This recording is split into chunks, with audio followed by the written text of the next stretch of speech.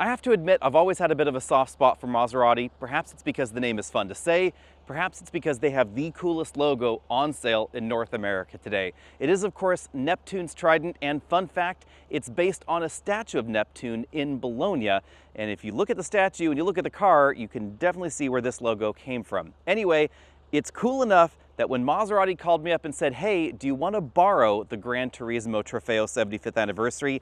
I said yes, even though it meant that we would not be able to do our usual 0 to 60 testing on it. In this video, let's talk about why you might want to get this, what's cool about the newest Maserati in North America, and if you're looking to spend $250,000 on your next Maserati, why you might want to wait for the fully electric model, which should be on sale right about the time you're watching this video.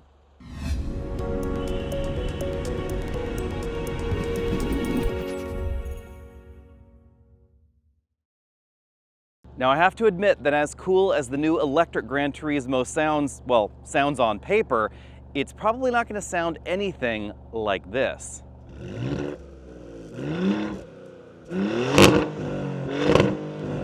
And that's because of this. Instead of an 800-volt performance EV architecture, this GranTurismo uses a Maserati 3-liter turbocharged V6. Yes, a Maserati V6, not a Ferrari engine, not a Ferrari-derived engine, etc., because Maserati and Ferrari have parted ways. Ferrari is no longer directly part of the Stellantis portfolio. Maserati certainly is, so they went out and developed themselves their own Italian performance engine, and this engine could produce over 600 horsepower if you get it under the hood of the MC20. Yes, it is the exact same Nettuno twin-turbo V6 that we find in the high-performance MC20, but under this hood, it produces 541 horsepower. You'll get a little bit less if you get the base version of the GranTurismo. What's interesting about this engine, well, actually, a few things that are interesting about this engine, is that it's a 90-degree V6, not a 60-degree V6. That's the more natural angle harmonically for a V6 engine. Maserati did that to get the front end of the vehicle really, really low. And as you can see, it's very, very obviously low. Bucking the trend of some modern engines, they've also put the exhaust on the outside rather than having a hot V in the middle. Again, that was to drop the height of the engine decking down and to allow them to give this direct injection and multi-port injection. So for some reason, if you're worried about that sort of thing on your $200,000 super coupe, whatever you want to call it, then you will find that here. You'll notice that it does make the engine really short as well, because they wanted to push that engine as far back as possible. The entire engine, transmission, and even the front transfer case, they're basically all behind the front axle. Transfer case, yes, because this is an all-wheel drive performance vehicle. And then up front, we basically just find plumbing, some accessories, and of course all the cooling. The Nettuno engine may have originated in the MC20, but I think it's obvious that they had low-slung vehicles like this in mind when designing it as well, because it's part of what allows the GranTurismo to have this extraordinarily low front end. You can see this is right about knee height if I were standing up. Of course, we have full LED headlights on either side and that absolutely enormous Maserati logo. I am happy that instead of giving us a big oval with the logo inside, they actually cut out the radar sensor there in the Maserati logo shape, and then they have the more traditional little oval badge on top. Proportions are everything for a car like this, and I think Maserati did knock it out of the park. You couldn't have this really low front end if we didn't have an engine that was really low. Although, keep in mind again, the engine doesn't even start until right about there in the vehicle, and there's an awful lot of empty space. But they have to have that empty space so that way the front end can start quite that low. The proportion is definitely different than something like a Mercedes AMG GT or an AMG GT without the Mercedes, however they're talking about it these days, because that has a pretty blunt front end due to the height of its engine and the design to really tighten the proportions up and make it look a bit more upright. Maserati went in a different direction, trying to make this look as low as possible. This is the second generation of the GranTurismo according to Maserati, and this is 3.1 inches longer and significantly wider than the previous generation. The extra width is really obvious in the haunches, both front and rear, and speaking of proportion, that's certainly part of it. The massive haunch back here and the way that the front fenders bubble up on top of the hood in that way, it really gives this a very, very distinct presence. It is still a traditional coupe, so trunk lid opens right there, but the overhangs look a little bit longer than before, especially in the back. If I did want one dimension tidied up a bit, probably would be that rear overhang. Maserati went with a staggered wheel and tire setup. In the back we have 21-inch wheels, in the front we have 20-inch wheels, 265 width tires up front, 295 width tires in the rear. This is relatively light for a modern performance vehicle like this, especially with all-wheel drive. They really wanted to keep the weight in check this time around. Moving around to the rear, you'll really notice the extra width versus the previous generation, but not all of that increase in width goes to the inside. Actually, most of it happens outside in order to give this more presence, give it a wider track, better handling ability, and of course, shoehorn those wide tires in the back. Back here we have full LED taillights. Of course, we don't have amber turn signals because this is North America and we just don't get the fun things here. And then at the bottom, quad exhaust tips, and you can really hear that slightly uneven purr of that V6 engine. That's a touch that I like a bit more than I thought I would. As we look around the interior together, keep in mind that this can get over $250,000 in MSRP, which is why we find pretty expensive speakers in here. This is a Sonos Faber audio system, definitely one of the more expensive brands you'll find in a brand new car. We have slide-to-the-side sun visors and Alcantara headlining. Of course, no luxury car would be complete without that touch these days. On the head restraints, we find the Maserati logo embroidered, combined with the 75th anniversary portion of that logo. It's kind of a cool little touch where the 7 is part of that trident there. The seats themselves, I find the front seats to be quite comfortable. The back seats, you really couldn't fit an adult back there with a taller person up front.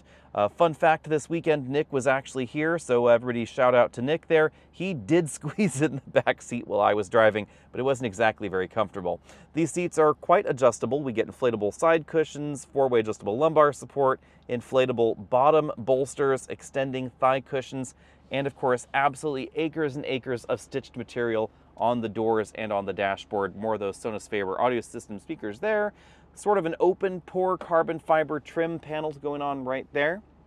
This interior looks a little bit rough for wear. You can see there's actually kind of some marks over there on the leather dashboard. We have leather on the upper section, midsection, and even soft touch materials down there on the lower section of the dash.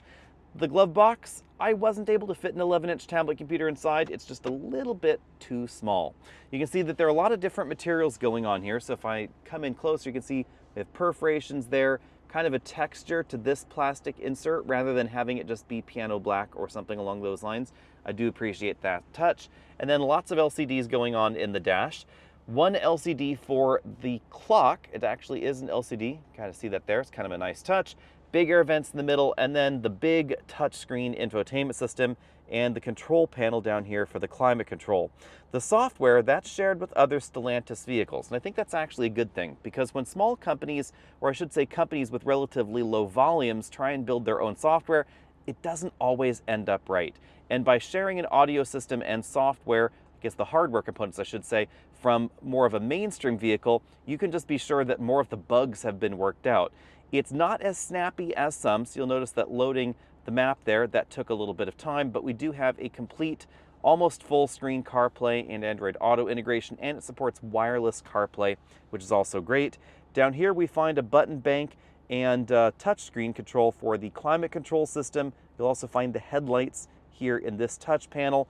The shifter, that's this button bank above there. You do have to be kind of firm on those button presses, really deliberate to get the gear in the gear you want. Down below that, you can see we have ambient lighting on that Qi wireless charging mat. Little storage area right there. 2 big cup holders here. They're a little bit close for large takeout drinks, however, which is why you can remove that center section and get a single deeper cup holder. However, if you're traveling as a pair and one of you has a regular soda and the other one has one of those big gulps, you know, they're not going to fit there. Moving back from there, we have a padded center armrest that opens to reveal a relatively small storage compartment. That's an area where you can put your key if it needs to be docked, USB inputs for that audio system, and 12-volt power port right there. On the driver's side, we have a windshield projected head-up display, and then we have a full-color LCD instrument cluster here. The instrument cluster is adjustable via some buttons on the steering wheel I'll show you in just a second. You have the choice of 3 basic layouts. There's that classic look. There's also an evolved, slightly more modern look right there. You can see we have options both in the middle for things like active safety, messages, fuel economy, etc. But you can also rotate through a bunch of different options over there on the left side, including all-wheel drive power distribution, etc. We can then choose the relaxed look, which definitely has more of a clean vibe, I guess you'd say, including information from your connected smartphone, also a moving map display. Now moving out from there, of course, we have the big Maserati logo right there in the middle of everything. Shiny black buttons, not my favorite texture for buttons over there. These control that multifunction LCD cluster. We also have some phone buttons over there, the engine start stop button, drive mode selector, that's over here. We do get some animations and gauge changes. So for instance, if we are in the Corsa mode, we get a much sportier vibe to that instrument cluster. Of course, GT and Comfort, they're pretty similar there. You can also press the button in the middle of this to simply firm up the suspension if that's what you want to do. An adaptive air suspension is standard. Over here we have the controls for the adaptive cruise control system and the aggressive lane centering software. If you want to adjust the suspension height, that's that button right over there. For the drive modes, Maserati gives us a drive mode explorer. You can choose the various different drive modes, then it gives you a spider chart, which I do absolutely love, showing you basically how those vehicle dynamics sections are affected by your particular choice. Comfort is the least aggressive, Corsa is the most aggressive. You can see that because of their desire to do these little animations, those changes do take some time. You can see that's going to be the stiffest version of the suspension tuning there. Because this is shared with other Stellantis products, we also get performance pages. We get some additional gauges, consumption history, torque management shows you where the torque is going there. There's a drag race mode for drag race timing, etc. And thanks to the part sharing, we also have a thoroughly modern 360-degree camera system available with a little trailer backup line, just in case you're wondering. The new Maserati V6 is fantastic, and this is certainly a hoot to drive out of your favorite winding mountain road. It's quick, it's precise, the steering is just about perfect, and the adaptive air suspension makes sure that everything is as comfortable as you'd expect it to be in a vehicle that has a price tag well over $200,000. Yep, as equipped again, well over $200,000, about $250,000 or so for this particular model. Now, I don't miss the fact that this is no longer a Ferrari V6 because it has a really Italian sound as it is. Unlike an even firing V6, where every 60-degree rotation of the crankshaft you'd get an ignition, here it's a little bit different, and that results in that sort of lumpy idle and the sort of lumpy sound that you get. But it also results in this sounding absolutely fantastic. The engine, it's just a great sounding engine. You can hear it. And thanks to the all-wheel drive system, it's very sure-footed as well. It has that nice bark to it, that low grumble, that actually caused some people in here this week to confuse it for a V8 engine. Now for some bad news. Unfortunately, we had to promise Maserati that we were not going to do any instrumented testing with this particular model. And I am a little bit sad about that because the quick 0 to 60 time is one of the things that this model is all about. So rather unfortunately, we cannot verify that 3.3 second 0 to 60, but I do know some people that were able to get their hands on this exact car earlier in the year and do some 0 to 60 testing. They said they got it down to 3.2 seconds, and that's all thanks to the all-wheel drive system. Now this all-wheel drive system has a very strong rear bias. According to the instrument cluster and the displays in here, it actually rarely sends power to the front more than just a few percent. So in regular driving like this, you're getting 2 to 3% or so to the front, unless you really romp on the throttle, or of course, if there's any sort of slip going on in the back, inclement weather, etc. This is gonna have that sure-footed feel to it. But it also means that driving it out like this is actually a no drama experience. This is very, very easy to direct around. And the stopping distances all appear to be really, really good. This is the kind of vehicle that should be stopping in around 100 feet or so. Again, no instrumented testing, rather sadly, but we can start talking about grade scores. When it comes to handling ability, I give this an A. I do tend to prefer vehicles that have either a 50-50 weight balance or a slightly heavy front end rather than the lighter front end and the heavier rear end that we find in the 911 and some of the competition. It just makes the vehicle feel a little bit more natural if you're used to more traditional engine layouts. Some people think it's not as fun as having that really sharp front end feel, but it is going to make the handling, especially the when things go wrong handling, a lot more predictable in something like this than a 911, even a 911 with all-wheel drive. So when it comes to the handling score, I'm certainly going to give this, let's go with an A+. When it comes to the ride quality, I think it also is fantastic, and that's one of the reasons you might want to choose this over a decent number of performance coupes. This has a really great ride. Right now we're in Corsa. I'll actually move this over to Comfort, and thanks to the adaptive air suspension being standard, it has a pretty plush ride to it. One thing that really surprised me, it also has an adaptive height function. So driving this just as hard and at the exact same speeds that I was when it was in the Corsa mode, but now in Comfort, not only are the dampers less firm, but they've also raised the vehicle up. So the adaptive air suspension has increased the ride height, giving us that extra cushion, improving the ride quality, and of course giving us extra ground clearance as well, because this is pretty low. You can adjust it further with that air suspension button there on the center console. When it comes to ride quality for a vehicle in this category, I'm certainly going to give this an A. There are going to be times where you will notice the air suspension, and I will say if you're really on the fence between this and something that does not have an air suspension, drive the two of them back to back if possible. Air suspensions do give a vehicle a particular feel. It's a feel that I like, but I wouldn't necessarily describe it as the sportiest vibe. A more traditional steel spring suspension with adaptive dampers, that would be more traditional than this. It's a little bit more big luxury car jammed into a sporty shape, especially when you're in the Comfort mode. Things definitely get firmer, as I said, but not rock hard. I know Maserati said no instrumented testing, but I'm going to go ahead and assume that cabin quietness is an okay thing to measure. At 50 miles an hour, we measured 69 decibels in here, obviously when we weren't in Corsa mode with that V6 engine burble coming through the cabin. So it actually is a pretty civilized place to be. And that's probably the big thing about the Maserati. You can have fun when you want to, that raucous roar coming out of the back, the cracks and burbles, etc. But you can also calm it down and have a luxurious ride. And that's not too surprising because, of course, back when Ferrari was a member of the Stellantis club, back in the FCA days, basically, they put Maserati and Ferrari under the same umbrella. Yeah, they had some history there that wasn't ideal, but they ended up basically under the same umbrella, with Maserati being Ferrari's luxury arm, essentially. So Ferrari was sporty, Maserati was luxury, and that's probably the best way to still think of Maserati. It's that blend of sporty and luxury together. When we're talking about a vehicle with an MSRP of around $250,000, clearly we're talking about very rarefied competition. If you can afford one of these, you can afford a 911 or an AMG GT or one of the many Aston Martins that are available.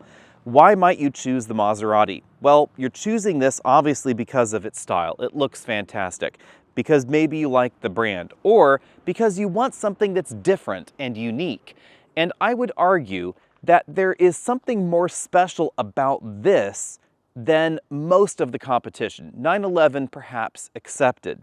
Because when we're talking about Aston Martin, remember that most Aston Martins are powered by Mercedes. They are using AMG engines under the hood. And that sort of harkens back to the Maserati-Ferrari tie-up, although that was always more rarefied than the Mercedes tie-up. But here we now have a Maserati with the heart of a Maserati. It has a very unique engine, it has a very unique sounding exhaust and intake, etc. That's not going to be a good thing for everybody. It is not as smooth as some competitive engines, but it has a sound that only this vehicle can make. And I think that's fantastic. I think it's smooth enough for me, it's smooth enough for the price tag, and because of its design, it has a particular and perhaps peculiar sound that I find attractive. Whereas Aston Martin's lineup, yeah, they sound fantastic, but they also sound and feel very, very Mercedes. Now, don't get me wrong, there's nothing wrong with the Mercedes lineup, because for me, if I were shopping, I think the closest thing for me in my mind would be something like an AMG GT. Not the four-door one, it would have to be the two-door one. It's not going to be as unique as this because that AMG engine is available in much less expensive cars. It's more widely available. So simply, yes, less unique than we find here, but it's probably also going to be a little bit less expensive to keep around, perhaps a little bit more reliable, and you are going to have to give up some soul for that. That's what this has in spades. It has a lot of personality, a lot of soul, and it is pretty fantastic looking. Let me know what you think about that down there in the comment section. And if you had $250,000, would you put this on your shopping list? More rationally, of course, would you put this on your wish list, since statistically speaking, I'm sure the majority of our viewers do not have $250,000 budget to spend on their next car. Anyway, let me know what you think about that down there, and stay tuned for other videos coming up soon. See all of you later.